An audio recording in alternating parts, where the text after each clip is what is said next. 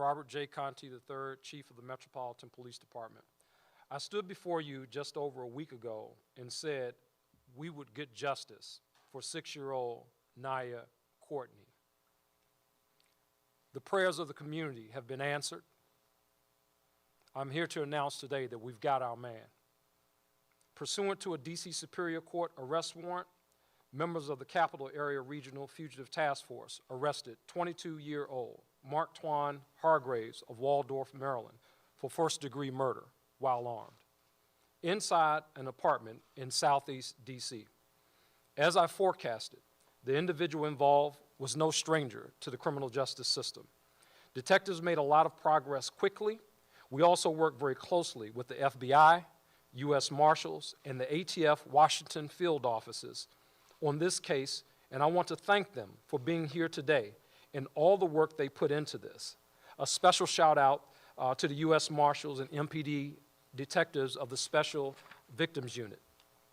I'd also like to recognize the community and all of those who've called, texted, prayed, marched, and communicated with our members in order to provide information that helped us bring closure to this senseless act of violence. Today, we have more significant news for our community. As I said when I became your chief of police, I wanted our investigations to be intelligence-led and focused on the most violent offenders in our city. Through focused coordination and intense collaboration with other MPD units, external partners, including embedded FBI, ATF, CSOSA members, and MPD's Violence Reduction Unit, built a strong case against multiple individuals. In early 2021, MPD's Violence Reduction Unit selected high-impact areas of violence within the city to focus its investigation. These locations in Congress Heights West included Martin Luther King Jr. Avenue Southeast, Mellon Street Southeast, and Malcolm X Avenue Southeast, which are also part of the Mayor's Building Blocks initiative.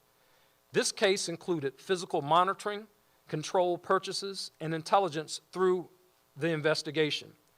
What we know is when there is a violent action, we must be laser-focused to interrupt the cycle of violence and those with the closest proximity to the violence. I announce today that as part of a federal indictment, 16 individuals are currently in custody charged with narcotics conspiracy in federal U.S. District Court. We are also expecting more arrests. 13 are included in the federal indictment. 11 were arrested during a series of search warrants. Make that 12 were arrested during a series of search warrants here in Washington, D.C. as part of this takedown, all within the footprint of the focus area. A 12th individual was located and incarcerated in Prince George's County. The 13th person remains outstanding. The indictment currently is sealed, but I will say this to that individual. We got your guns, we got your drugs, we've taken your cars, we've got your friends, now we're coming for you. During the execution of search warrants as part of this operation, there were four additional individuals arrested as they were found to be in possession of large amounts of narcotics and firearms. We have recovered a total of 13 firearms directly and indirectly from this operation. We've also recovered various amounts of cocaine, crack, heroin, PCP, pills, U.S. currency. We know that these offenders have a propensity for violent crime, and we are pleased to have made significant progress in removing these criminals from our neighborhoods.